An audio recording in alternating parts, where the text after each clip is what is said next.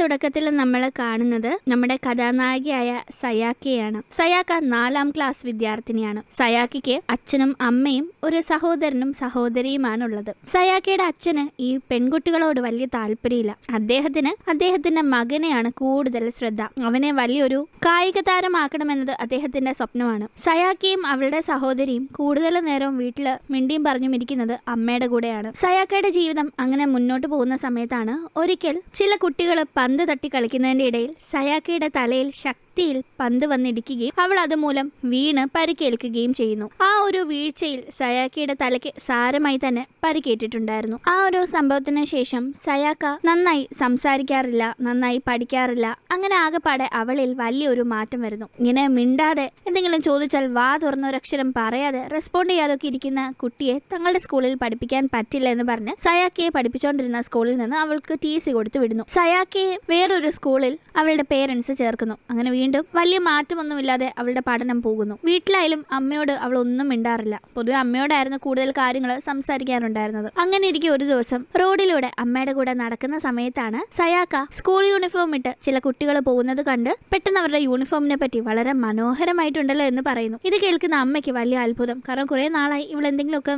നന്നായി സംസാരിച്ചിട്ട്. എന്തായാലും യൂണിഫോമിനെ പറ്റി സയാക്ക ഇങ്ങനെ പറഞ്ഞതുകൊണ്ട് തന്നെ ആ യൂണിഫോം ഉള്ള സ്കൂളിൽ സയാക്കയെ ചേർക്കാനായി അമ്മ തീരുമാനിക്കുന്നു. അതൊരു പ്രൈവറ്റ് ഗേൾസ് സ്കൂളായിരുന്നു. അങ്ങനെ സയാക്ക ആ സ്കൂളിൽ പുതിയ അഡ്മിഷനായി ചെല്ലുന്നു. ചെന്ന ആദ്യ ദിവസം തന്നെ സയാക്കയ്ക്ക് അവിടെ 3 കൂട്ടുകാരികളെ കിട്ടുന്നു. ആ കുട്ടികളുടെ കൂടെയുള്ള കൂട്ടുകെട്ടിൽ സയാക്കയുടെ സ്വഭാവത്തിൽ നല്ല മാറ്റം വരുന്നുണ്ട്. എന്നും പറഞ്ഞ് പഠനത്തിൽ പ്രത്യേകിച്ച് മെച്ചമൊന്നും വരുന്നില്ല. ബാക്ക് ബെഞ്ചറായി തന്നെയാണ് അവള് തുടരുന്നത്. പക്ഷേ ഈ കുട്ടികളുടെ കൂടെ മേക്കപ്പ് ഇടാനും കുട്ടി കുട്ടി വസ്ത്രങ്ങൾ ധരിച്ച് സ്റ്റൈലിൽ നടക്കാനും ഒക്കെ സയാക്ക ഇഷ്ടപ്പെടുന്നു. അങ്ങനെ വർഷങ്ങൾ കടന്നു പോകുന്തോറും ആ ഒരു സ്കൂളിൽ ഇവരുടെ ഫ്രണ്ട്ഷിപ്പ് കട്ടയ്ക്ക് വളർന്നുകൊണ്ടേയിരിക്കുന്നു. ടീച്ചേഴ്സിന്റെ മുന്നിലെല്ലാം ഇവര് പഠനത്തിൽ തീരെ താല്പര്യമില്ലാത്ത ബാക്ക് ബെഞ്ചേഴ്സ് ആണ്. വളർന്ന് വലുതായിട്ടും സയാക്കിക്കും അവളുടെ അച്ഛനും ഇടയിൽ നല്ലൊരു ബോണ്ടൊന്നുമില്ല. അച്ഛൻ അപ്പോഴും അവളോട് വലിയ താല്പര്യമില്ല. അങ്ങനെ ഇരിക്കെ ഒരു ദിവസം സയാക്കിയുടെ ബാഗിൽ നിന്ന് അവളുടെ സ്കൂളിലെ സാറ് ഒരു പാക്കറ്റ് സിഗരറ്റ് കണ്ടെടുക്കുന്നു. തുടർന്ന് അത് പ്രിൻസിപ്പലിനെ അറിയിക്കുന്നു. സയാക്കിയുടെ അമ്മയെ വിളിച്ചു വരുത്തുന്നു. സയാക്കിയുടെ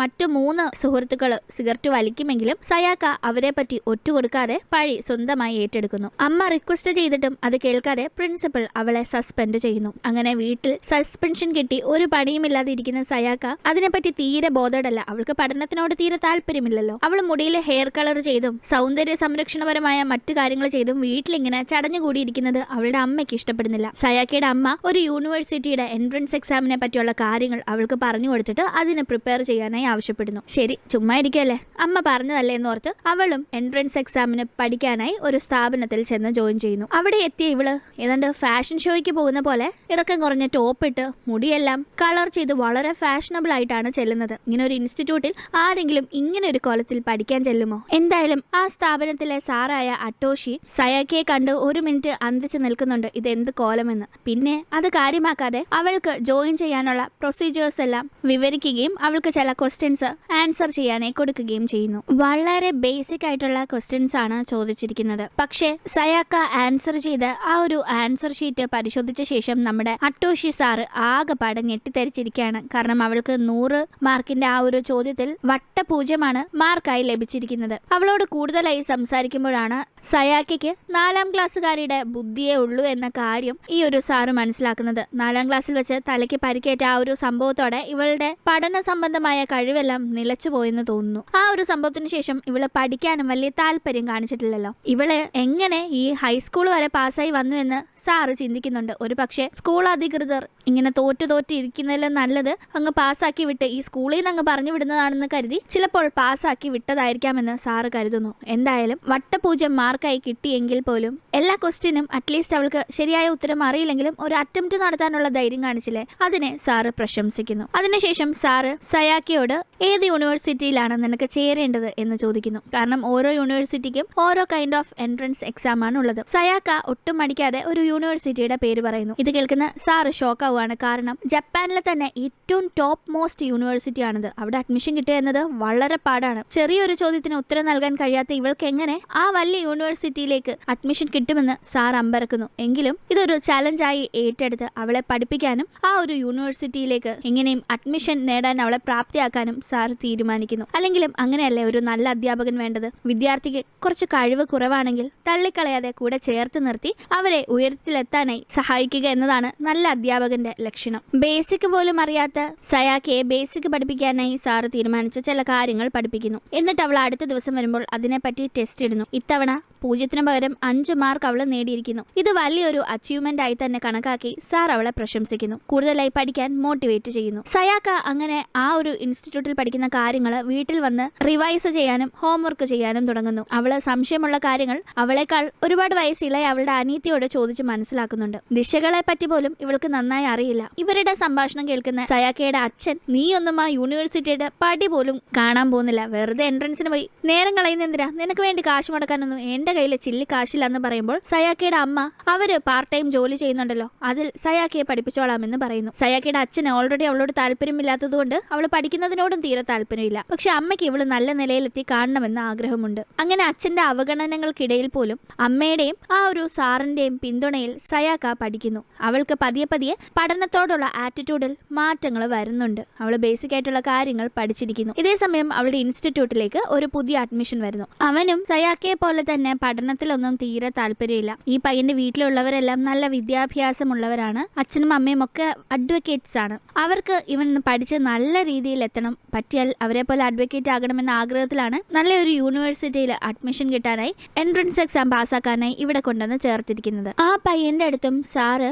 മോട്ടിവേറ്റ് ചെയ്യുന്ന രീതിയിൽ സംസാരിക്കുന്നു. നിന്റെ അച്ഛനും അമ്മയ്ക്കും നിന്നെ പറ്റിയുള്ള ആറ്റിറ്റ്യൂഡ് മാറണം. അതിന് നീ നന്നായി പഠിക്കണം. അച്ഛനെയും അമ്മയും വെല്ലുവിളിക്കുന്ന രീതിയിൽ നീ പഠിക്കണം. നല്ല രീതിയിലുള്ള വെല്ലുവിളി ജീവിതത്തിൽ നമ്മളെ ഉയർച്ചയിലെത്തിക്കും. അല്ലാതെ അവര് പറയുന്നതിനനുസരിച്ച് ഞാൻ കേൾക്കില്ല, പഠിക്കില്ല എന്ന് പറഞ്ഞ് നശിക്കുന്ന രീതിയിൽ വെല്ലുവിളിച്ചാൽ അത് നിന്നെ നാശത്തിലേക്ക് എത്തിക്കുമെന്നെല്ലാം സാറ് പറയുന്നത് കേൾക്കുന്ന അവന്റെ ഉള്ളിലും പഠിക്കണമെന്ന തോന്നലുണ്ടാകുന്നു. അങ്ങനെ ദിവസങ്ങൾ കടന്നു പോകുന്നു. സയാക്ക് അതിനോടകം ബേസിക് ആയിട്ടുള്ള കാര്യങ്ങളൊക്കെ പഠിച്ചിട്ടുണ്ടായിരുന്നു. അവളെ ഇനി എൻട്രൻസ് എക്സാം ലെവലിലേക്ക് പഠിപ്പിക്കാനായി സാറ് തീരുമാനിക്കുന്നു. അങ്ങനെ ഓരോന്നും പഠിപ്പിക്കുന്നതിന്റെ ഇടയിൽ എക്സാം ഇടുന്നതിന് മുന്നേ സാർ അവളെ പ്രത്യേകം വിളിച്ചൊരു കാര്യം പറയുന്നുണ്ട്. ഞാൻ നിനക്ക് പരീക്ഷ ഇടുമ്പോൾ അല്ലെങ്കിൽ നിന്നോട് ചോദ്യം ചോദിക്കുമ്പോൾ നീ തെറ്റായ ഉത്തരം പറഞ്ഞാൽ അതിന് ശിക്ഷ വേണ്ടേ? ശിക്ഷ എന്താണെന്ന് വെച്ചാൽ നിനക്ക് ഏറ്റവും ഇഷ്ടമുള്ള കാര്യം നീ ഉപേക്ഷിക്കേണ്ടി വരും. എനിക്കറിയാം നിനക്ക് പഠനത്തിനേക്കാൾ ഏറെ മേക്കപ്പിനോട് കുറച്ച് ഭ്രമം കൂടുതലാണെന്ന്. അതുകൊണ്ട് തന്നെ നീ എന്തെങ്കിലും തെറ്റുത്തരങ്ങൾ പറഞ്ഞാൽ നീ മേക്കപ്പിൽ നിന്ന് ഓരോ തെറ്റുത്തരത്തിനും ഓരോ മേക്കപ്പ് കുറയ്ക്കേണ്ടി വരും. ഉദാഹരണത്തിന് ആദ്യത്തെ തെറ്റുത്തരത്തിന് നീ ലിപ്സ്റ്റിക് ഇടാൻ പാടില്ല. പിന്നെ നീ തെറ്റ് ചെയ്താൽ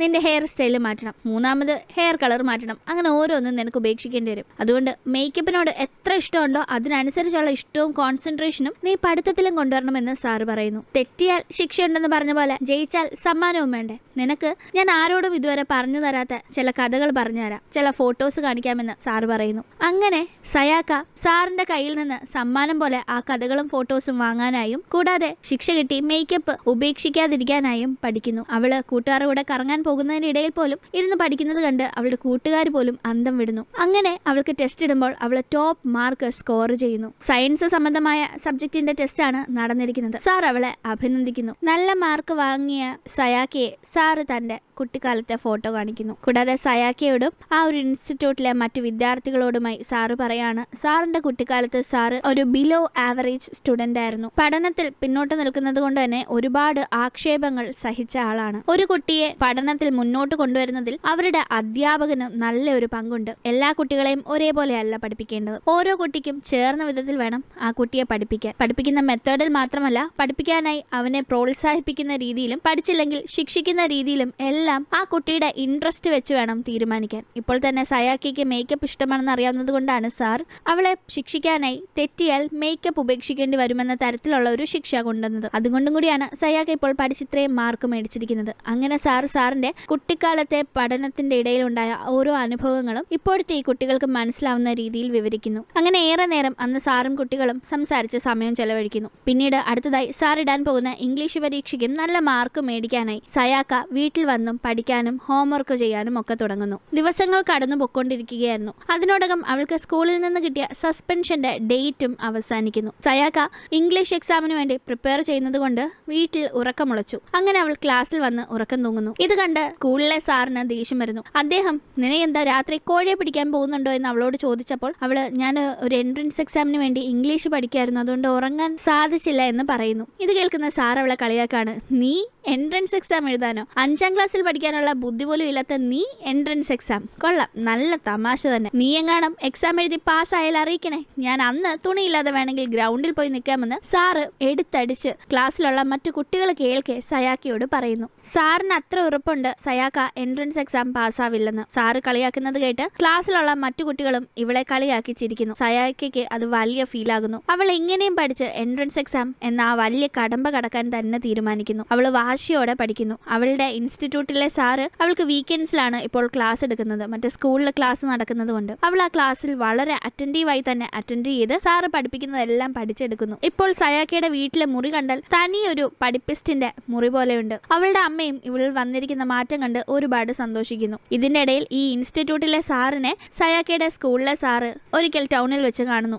ഇവര് ടീച്ചേഴ്സ് ഒരേ ഫീൽഡിലൊക്കെ വർക്ക് ചെയ്യുന്നവരായതുകൊണ്ട് മുന്നേ പരിചയമുള്ളവരാണ്. സയാക്കയുടെ കാര്യം ഇവർക്കിടയിൽ ചർച്ചാ വിഷയമാകുന്നു. അവള് വെറും 5ാം ക്ലാസ്സിൽ പഠിക്കാൻ പോലുമുള്ള ബുദ്ധി ഇല്ലാത്തവളാണ്. അവളെ പഠിപ്പിച്ച് സാറ് വെറുതെ സമയം കളഞ്ഞ് അവസാനം റിസൾട്ട് വരുമ്പോൾ നാണം കെടേണ്ട എന്നെല്ലാം സ്കൂളിലെ സാറ് പറയുമ്പോൾ നമ്മുടെ അട്ടൂഷി സാറ്, അതായത് നമ്മുടെ എൻട്രൻസ് എക്സാമിന് പഠിപ്പിക്കുന്ന സാറ്, അതൊന്നും ചെവി കൊടുക്കുന്നേയില്ല. സയാക്ക പഠനത്തിൽ നിന്ന് ശ്രദ്ധ തിരിയാതിരിക്കാനായി ഇപ്പോൾ മേക്കപ്പിന്റെ ലോകത്തിൽ നിന്നല്ല സ്വന്തമായി പുറത്തേക്ക് വരികയാണ്. അവള് ഹെയർ കളറൊക്കെ മാറ്റി അവളുടെ പഴയ മുടിയിലേക്കും വരുന്നു. ഈ മേക്കപ്പിലൊക്കെ ശ്രദ്ധിക്കുന്ന നേരം കൂടി ഉണ്ടെങ്കിൽ പഠനത്തിൽ ശ്രദ്ധിക്കാമല്ലോ എന്നാണ് അവൾ ഇപ്പോൾ ചിന്തിക്കുന്നത്. ഹിസ്റ്ററി കുറച്ച് ബോറിംഗ് വിഷയമാണ് സയാക്കയ്ക്ക്. അതുകൊണ്ട് തന്നെ സാറ് ഒരുപാട് ചിത്രങ്ങളുള്ള ഹിസ്റ്ററി ബുക്ക് കൊടുക്കുന്നു. അങ്ങനെ ആ ചിത്രങ്ങളുടെ മേമ്പൊടിയുടെ ഒട്ടും ബോറടിക്കാതെ ഹിസ്റ്ററി വിഷയവും സയാക്ക പഠിച്ചെടുക്കുന്നു. സയാക്കയുടെ പഠനത്തിന് വേണ്ടി സയാക്കയുടെ അമ്മ പാർട്ട് ടൈം ജോലി ഫുൾ ടൈം ജോലിയാക്കി മാറ്റി വീണ്ടും വീണ്ടും കഷ്ടപ്പെട്ട് അവളെ പഠിപ്പിക്കാൻ കാശുണ്ടാക്കുന്നു. സയാക്കയുടെ സുഹൃത്തുക്കൾ നല്ല കാശുള്ള വീട്ടിലാണല്ലോ ആ 3 പെൺപിള്ളേരും. അവർക്ക് ഏത് യൂണിവേഴ്സിറ്റിയിൽ വേണമെങ്കിലും കാശ് കൊടുത്ത് അഡ്മിഷൻ വാങ്ങാൻ സാധിക്കും. പക്ഷേ സയാക്കയുടെ അവസ്ഥ അങ്ങനെയല്ല. അതുകൊണ്ട് തന്നെ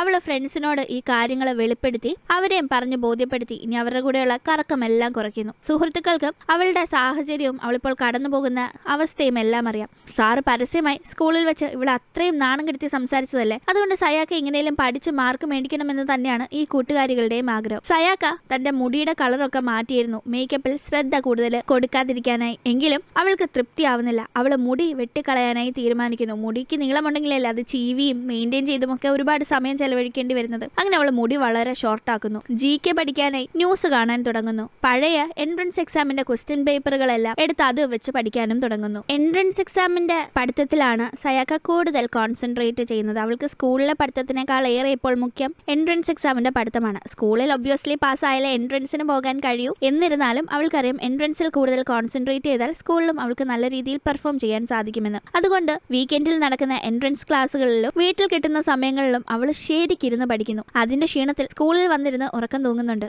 ഒരിക്കൽ ഇതുപോലെ ഉറക്കം തൂങ്ങിയപ്പോഴാണ് അവളുടെ സാറ് അവളെ അധിക്ഷേപിച്ച് സംസാരിച്ചത്. ഈ സാർ അവളിങ്ങനെ വീണ്ടും വീണ്ടും ഉറക്കം തൂങ്ങുന്നത് കണ്ട് അതിനെപ്പറ്റി കംപ്ലൈന്റ് ചെയ്യാനായി സയാക്കയുടെ അമ്മയും വിളിപ്പിക്കുന്നു. സയാക്കയുടെ അമ്മ അവൾക്കെതിരെ ആക്ഷൻ എടുക്കരുതെന്ന് സാറിനോട് വളരെയധികം റിക്വസ്റ്റ് ചെയ്യുന്നതിന്റെ അടിസ്ഥാനത്തിൽ സാറും ശരി പോട്ടെ എന്ന് വിചാരിച്ചു വിടുന്നു. അപ്പോഴും സാറിന്റെ ഉള്ളിൽ ഇവളെ എത്ര തലകുത്തി പഠിച്ചാലും എൻട്രൻസ് പാസ്സാവില്ല എന്ന ഒരു ഓവർ കോൺഫിഡൻസ് ആയിരുന്നു ഉണ്ടായിരുന്നത്. ഇതേ സമയം സയാക്കയിൽ വന്ന മാറ്റത്തിൽ ഇൻസ്പയർഡ് ആയ പുതുതായി എൻട്രൻസ് എക്സാമിന് ജോയിൻ ചെയ്ത പയ്യനില്ലേ, അവനും അവന്റെ ഹെയർ കളറൊക്കെ മാറ്റി കണ്ണാടിയൊക്കെ വെച്ച് ഒരു പഠിപ്പിയെ പോലെ പഠിത്തത്തിലേക്ക് അങ്ങ് ഇറങ്ങാനായി പഠിപ്പി ലുക്കിലേക്ക് അങ്ങ് തിരിഞ്ഞിരിക്കുകയാണ്. അങ്ങനെ മെയിൻ എൻട്രൻസ് എക്സാമിന് മുന്നേ ഉള്ള ഒരു മോഡൽ എക്സാം അറ്റൻഡ് ചെയ്യുകയാണ് സയാക്ക. അവൾക്ക് അതിന്റെ റിസൾട്ട് വരുന്ന സമയം 20% മാത്രമേ മാർക്ക് ലഭിച്ചിട്ടുള്ളൂ. വളരെ കുറഞ്ഞ മാർക്കാണ് അവൾക്ക് ലഭിച്ചിരിക്കുന്നതെന്ന് അവൾക്ക് തന്നെ ബോധ്യമുണ്ട്. കാരണം അവൾ വളരെയധികം പഠിച്ചാണ് പോയി എക്സാം എഴുതിയത്. അതുകൊണ്ട് തന്നെ അവൾ വളരെയധികം അപ്സെറ്റ് ആവുന്നു. കൂടാതെ വീട്ടിൽ കഴിഞ്ഞ ഒരാഴ്ച അച്ഛനില്ലായിരുന്നു. ആ സമയം ഇവളുടെ സഹോദരൻ അവന്റെ ഇഷ്ടത്തിന് ബേസ്ബോൾ പ്രാക്ടീസിനൊന്നും പോവാതെ വേറെ ഓരോ കാര്യങ്ങൾ ചെയ്യുകയായിരുന്നു. തിരിച്ച് വീട്ടിലേക്ക് എത്തിയ അച്ഛൻ ഇതറിഞ്ഞ് വീട്ടിൽ വലിയ ഭൂകമ്പം ഉണ്ടാക്കുന്നു. സയാക്കയുടെ അച്ഛന് ബേസ്ബോൾ പ്ലെയർ ആകണമെന്നത് വലിയൊരു ആഗ്രഹമായിരുന്നു. പക്ഷെ അദ്ദേഹത്തിന്റെ ജീവിത സാഹചര്യങ്ങൾ മൂലം അതിന് കഴിഞ്ഞിട്ടുണ്ടായിരുന്നില്ല. അതുകൊണ്ട് തന്റെ മകനെ ബേസ്ബോൾ പ്ലെയർ ആക്കാനായി ഈ അച്ഛൻ ഒരുപാട് ആഗ്രഹിച്ചിട്ടുണ്ടായിരുന്നു. ഇവൻ അച്ഛന്റെ നിർബന്ധത്തിന് ഓരോന്നും ചെയ്യുന്നുണ്ടെങ്കിലും ഇവന്റെ ഉള്ളിലെ പാഷൻ സ്പോർട്സിനോടായിരുന്നില്ല. അങ്ങനെ ആ പേരിൽ വീട്ടിൽ അടി ഉണ്ടാകുന്നു. ആ അടിക്കിടയിൽ സയാക്ക ഒരു വിഷയമായി വരുന്നു. സയാക്ക കഴിവുകെട്ടവളാണെന്നും അവളുടെ ആഗ്രഹം ഒരിക്കലും നടക്കാൻ പോകുന്നില്ലെന്നും നീ വേണം എന്റെ ആഗ്രഹങ്ങളെല്ലാം സാധിച്ചു തരാനെന്നുമെല്ലാം അച്ഛൻ സംസാരിക്കുന്നു. ഇതൊക്കെ അവളെ വല്ലാതെ വേദനിപ്പിക്കുന്നു. സയാക്കയ്ക്ക് പിന്നീട് പഴയ പോലെ എൻട്രൻസ് എക്സാമിന്റെ കോച്ചിങ്ങിലൊന്നും കോൺസെൻട്രേറ്റ് ചെയ്യാൻ സാധിക്കുന്നില്ല. അവൾ വളരെ അപ്സെറ്റായി നൈറ്റ് ഷിഫ്റ്റിൽ ജോലി ചെയ്യുന്ന അവളുടെ അമ്മയെ കാണാനായി ചെല്ലുന്നു. ഇവൾക്ക് വേണ്ടിയാണല്ലോ അമ്മ ഈ കഷ്ടപ്പെടുന്നതെന്ന തോന്നൽ അവൾക്ക് യാതൊരു സ്വൈര്യവും കൊടുക്കുന്നില്ല. സയാക്ക ആകെ ഡിസ്റ്റർബ്ഡ് ആണ്. അവൾ ആകെപ്പാടെ തകർന്നിരിക്കുകയാണ് എന്ന് മനസ്സിലാക്കുന്ന അമ്മ അവളെ ആശ്വസിപ്പിക്കാനായി കൂടെ ഇരുന്ന് സംസാരിക്കുന്നു. അച്ഛന്റെ അവഗണനകൾക്കിടയിൽ പോലും സയാക്കയെ വളർത്താനായി അവളുടെ അമ്മ പെട്ട കഷ്ടപ്പാടിന്റെ കാര്യമെല്ലാം അമ്മ സംസാരിക്കുന്നത് കേൾക്കുന്ന സയാക്കയ്ക്ക് തന്റെ വിജയം അമ്മയെ എത്രത്തോളം സന്തോഷിപ്പിക്കുമെന്ന തോന്നൽ ഉള്ളിലുണ്ടാകുന്നു. എന്തായാലും അന്ന് രാത്രി സയാക്കയുടെ അച്ഛൻ കള്ളു കുടിച്ച് ആകെപ്പാടെ ലെക്ക് കെട്ടി വീട്ടിലേക്ക് എത്തി സയാക്കയുടെ അനിയനെ എടുത്തിട്ടടിക്കുകയാണ്. അവൻ ബേസ്ബോളിൽ താല്പര്യമില്ലാതെ അച്ഛൻ ചേർത്തിരുന്ന ബേസ്ബോൾ ഗ്രൂപ്പിൽ നിന്ന് മാറി എന്ന പേര് പറഞ്ഞാണ് അടിക്കുന്നത്. സയാക്കയും അമ്മയും തടുക്കാൻ നോക്കുന്നുണ്ടെങ്കിലും അവർക്ക് സാധിക്കുന്നില്ല. സഹികെട്ട സയാക്കയുടെ അമ്മ ബേസ്ബോൾ ബാറ്റ് എടുത്ത് അവിടെ ഉണ്ടായിരുന്ന അച്ഛന്റെ വണ്ടിയുടെ ചില്ലടിച്ച് തകർക്കുന്നു. പെട്ടെന്ന് കഴിഞ്ഞ കുറേ വർഷങ്ങളായി തനിക്കെതിരെ കമാന്നൊരു അക്ഷരം മിണ്ടാതിരുന്ന തന്റെ ഭാര്യ ഇങ്ങനെ റിയാക്ട് ചെയ്തതിൽ സയാക്കയുടെ അച്ഛനൊന്ന് നടുങ്ങിയിരിക്കുന്നു. ആ സമയം സയാക്കയുടെ അമ്മ നിങ്ങൾ നിങ്ങളുടെ മകളെയോ മനസ്സിലാക്കാൻ ശ്രമിച്ചിട്ടില്ല, മകനെങ്കിലും മനസ്സിലാക്കാൻ നോക്ക്, നിങ്ങൾ ഇത്രയും വൻ ദുരന്തമായി മാറാതെ എന്നെല്ലാം പറഞ്ഞ് വായിൽ വന്നതെല്ലാം അദ്ദേഹത്തെ പറയുന്നു. ഇത്രയെങ്കിലും യുക്തിയുള്ള മനുഷ്യനാണെങ്കിൽ ഈ പറയുന്നതിലെ സത്യം മനസ്സിലാക്കി അയാൾ ഇനിയെങ്കിലും തിരുത്തേണ്ടതാണ്. എന്തായാലും ഈ പ്രശ്നത്തോടുകൂടി സയാക്കയുടെ അനിയൻ മനസ്സുമടുത്ത് ആ വീട് വിട്ട് ഇറങ്ങിയിട്ടുണ്ടായിരുന്നു. തുടർന്ന് സയാക്ക അനിയനെ തിരിച്ച് വീട്ടിലേക്ക് കൂട്ടിക്കൊണ്ടുവരാനായി പോകുന്നു. സയാക്ക സഹോദരനോട് ചെന്ന് വീട്ടിലേക്ക് തിരിച്ചു വരാനായി ആവശ്യപ്പെടുമ്പോൾ നീ പറയുന്നത് ഞാൻ കേൾക്കാൻ മാത്രം നീ അത്ര വലിയ സംഭവമൊന്നുമല്ല, അച്ഛൻ നിനക്ക് താരി വേല തന്നിട്ടില്ല, ഞാൻ കാണുമ്പോഴല്ല നീ ആട്ടും തുപ്പും കേട്ട് വീട്ടിൽ വളർന്നവളാണ്, ആ നീ പറയുന്നത് ഞാൻ എന്തിനു കേൾക്കണമെന്ന് അനിയൻ എടുത്തടിച്ച് അവളോട് ചോദിക്കുന്നു. ഇത് കേൾക്കുന്ന അവൾക്ക് വല്ലാത്ത വിഷമമാകുന്നു. അവൾ സ്വന്തമായി നേട്ടം കൊയ്ത് ഇവന് അവളോടുള്ള ആറ്റിറ്റ്യൂഡിൽ മാറ്റം വരുത്താനായി തീരുമാനിക്കുന്നു. എൻട്രൻസ് എക്സാം എന്ന കടമ്പ പാസ്സായി കഴിഞ്ഞാൽ ഇവൾക്ക് ഒരുപാട് നേട്ടങ്ങളാണ് ഉണ്ടാകാൻ പോകുന്നത്. ഇവളെ വില കുറച്ച് കണ്ട അച്ഛന്റെയും സഹോദരന്റെയും സ്കൂളിലെ സാറിന്റെ മുന്നിൽ ഇവൾക്ക് ഇവളുടെ വില പ്രൂവ് ചെയ്യാൻ സാധിക്കും. ഇവൾക്ക് വേണ്ടി കഷ്ടപ്പെട്ട അമ്മയുടെ അധ്വാനത്തിനും കണ്ണുനീരിനും ഇവൾക്ക് തക്കതായ സമ്മാനം തിരികെ നൽകാൻ സാധിക്കും. അതുകൊണ്ട് തന്നെ ഇടയ്ക്ക് വെച്ച് ചില വിഷയങ്ങൾ കാരണം പഠിക്കാനായിട്ടുള്ള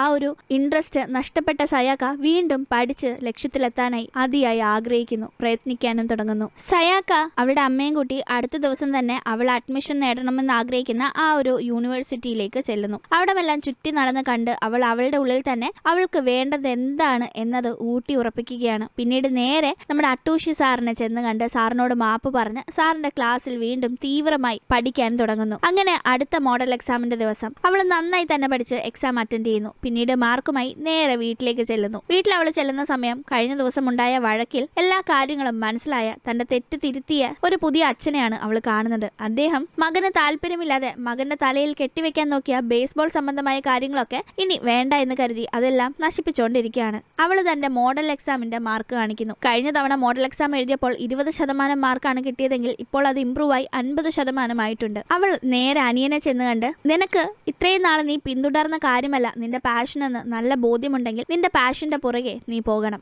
അതിന് നീ ഒട്ടും വൈകിട്ടില്ല. 100-ൽ 0 മാർക്ക് മേടിച്ചോണ്ടിരുന്ന എനിക്കിതേ ഇപ്പോൾ 50% മാർക്ക് മേടിക്കാൻ സാധിക്കുമെങ്കിൽ ഉറപ്പായും നിനക്കും അതിന് കഴിയും, നീ ഒട്ടും വൈകിട്ടില്ല എന്നിങ്ങനെ അവനെ മോട്ടിവേറ്റ് ചെയ്യുന്ന തരത്തിൽ ഓരോ കാര്യങ്ങൾ പറയുന്നു. ഇവൾ ഒന്നുമില്ലാതെ ചുമ്മാ വന്നിങ്ങനെ ഇവനോട് എന്തെങ്കിലും സംസാരിക്കാൻ നിന്നാൽ ഇവൻ അഹങ്കാരത്തിൽ ഒന്നും കേൾക്കില്ല എന്നറിയാവുന്ന അവൾ മാർക്ക് ഷീറ്റ് അടക്കം കൊണ്ടെന്ന് കാണിച്ചത് അവനെ കാര്യങ്ങൾ വ്യക്തമായി പറഞ്ഞ് ബോധ്യപ്പെടുത്താൻ വേണ്ടി തന്നെയാണ്. അങ്ങനെ കുറച്ച് ദിവസങ്ങൾ കടന്നു പോകുന്നു. എൻട്രൻസ് എക്സാമിന്റെ ദിവസം വരുന്നു. അന്ന് ആ നാട്ടിൽ നല്ല മഞ്ഞുവീഴ്ചയുള്ള ദിവസമായിരുന്നു. മഞ്ഞുവീഴ്ച ആയിക്കഴിഞ്ഞാൽ പബ്ലിക് ട്രാൻസ്പോർട്ട് ഒക്കെ ആ നാട്ടിലെ കുറവാണ്. എൻട്രൻസ് എക്സാമിന് അച്ഛൻ തന്നെ അവളെ കൊണ്ടുവിടാനായി തയ്യാറായി മുന്നോട്ട് വരുന്നു. പോകുന്ന വഴി എൻട്രൻസ് എക്സാം പാസ്സായി കഴിഞ്ഞാൽ യൂണിവേഴ്സിറ്റിയിലേക്ക് അഡ്മിഷന് വേണ്ടി ഒരു ചെറിയ പൈസ കെട്ടിവെക്കേണ്ടി വരും, അല്ലാതെ തുടർന്നുള്ള പഠനത്തിന്റെ ഫീസും കാര്യങ്ങളും ഒന്നും അടയ്ക്കേണ്ടി വരില്ല. ആ ഒരു അഡ്മിഷന്റെ ഉള്ള ചെറിയ ഫീസ് താൻ അടച്ചേക്കാമെന്ന് അച്ഛൻ അവൾക്ക് വാക്ക് കൊടുക്കുന്നു. ഇത്രയും നാള് തന്റെ മകളെ തിരിച്ചറിയാതെ മകളെ കൂടെ നിന്ന് അവളുടെ സ്വപ്നങ്ങൾ അച്ചീവ് ചെയ്യാൻ സഹായിക്കാതെ കളിയാക്കിയതിനും കുറ്റപ്പെടുത്തിയതിനും ഇനി അച്ഛന് നല്ല കുറ്റബോധമുണ്ട്. അദ്ദേഹം ഇനിയെങ്കിലും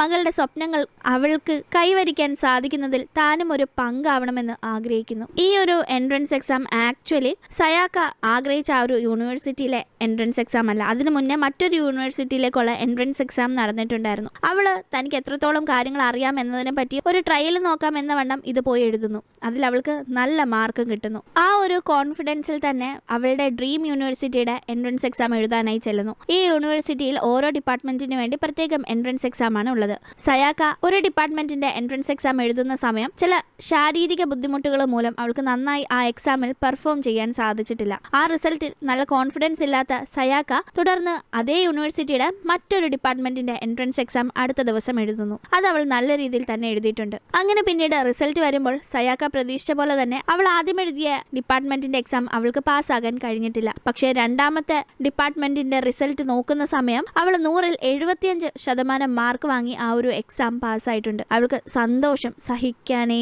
വയ്യ. അവളുടെ ഈ ഒരു സന്തോഷത്തിൽ അച്ഛനും അമ്മയും സഹോദരങ്ങളും സാറും എല്ലാം പങ്കുചേരുന്നു. സയാക്കയുടെ ജീവിതത്തിലെ ഏറ്റവും വലിയ ഒരു അച്ചീവ്മെന്റ് ആയിരുന്നു ആ ഒരു യൂണിവേഴ്സിറ്റിയിൽ എൻട്രൻസ് എക്സാം പാസ്സായി അഡ്മിഷൻ മേടിക്കുക എന്നത്. അങ്ങനെ യൂണിവേഴ്സിറ്റിയിലെ ആദ്യ ദിവസം ക്ലാസ് അറ്റൻഡ് ചെയ്യാനായി സയാക്ക ബസ്സിൽ യാത്ര ചെയ്യുന്ന സമയം വഴിയരികിൽ നിന്ന് അവളുടെ അട്ടൂഷി സാറ് അവളെ കൈവീശി യാത്രയയപ്പ് നൽകുന്നു. അവൾ ആ കാഴ്ച കണ്ട് ഒരുപാട് സന്തോഷിക്കുന്നു. സയാക്കയുടെ വിജയം തന്റെ വിജയമായിട്ടാണ് അട്ടൂഷി സാറ് കാണുന്നത്. ഈ സാറില്ലായിരുന്നെങ്കിൽ, സയാക്കയ്ക്ക് വേണ്ടി കഷ്ടപ്പെടാൻ മനസ്സുള്ള ഒരു അമ്മയില്ലായിരുന്നെങ്കിൽ ഒരിക്കലും സയാക്ക ഇന്ന് ഈ ലെവലിൽ എത്തില്ലായിരുന്നു. അങ്ങനെ പിന്നീട് നമ്മൾ കാണുന്നത് സ്കൂളിലെ ഗ്രാജുവേഷൻ ഡേയുടെ അന്ന് സയാക്കയും അവളുടെ 3 സുഹൃത്തുക്കളും സർട്ടിഫിക്കറ്റ് ഒക്കെ പിടിച്ച് ഗ്രൗണ്ടിൽ വളരെ സന്തോഷത്തിൽ നിൽക്കാണ്. അവരുടെ പുറകിലായി സയാക്കയ്ക്ക് യൂണിവേഴ്സിറ്റിയിൽ അഡ്മിഷൻ കിട്ടിയാൽ താൻ തുണിയില്ലാതെ ഗ്രൗണ്ടിൽ നിൽക്കുമെന്ന് വെല്ലുവിളിച്ച ആ സാറ് അതേപടി നിൽക്കുന്നതുമാണ്. എന്തായാലും കഴിവില്ലാത്ത ഒരു പെൺകുട്ടി എങ്ങനെ പ്രയത്നത്തിലൂടെ അവളെ പറ്റി മറ്റുള്ളവരുടെ ചിന്താഗതി മാറ്റിമറിച്ചു എന്ന കാര്യമാണ് ഈ ഒരു ചിത്രം കാണിക്കുന്നത്. ഇതോടെ ഈ ചിത്രം ഇവിടെ അവസാനിക്കുന്നു. ഇന്നത്തെ വീഡിയോ നിങ്ങൾക്ക് ഇഷ്ടപ്പെട്ട് കാണുമെന്ന് പ്രതീക്ഷിക്കുന്നു. ഇഷ്ടപ്പെട്ടെങ്കിൽ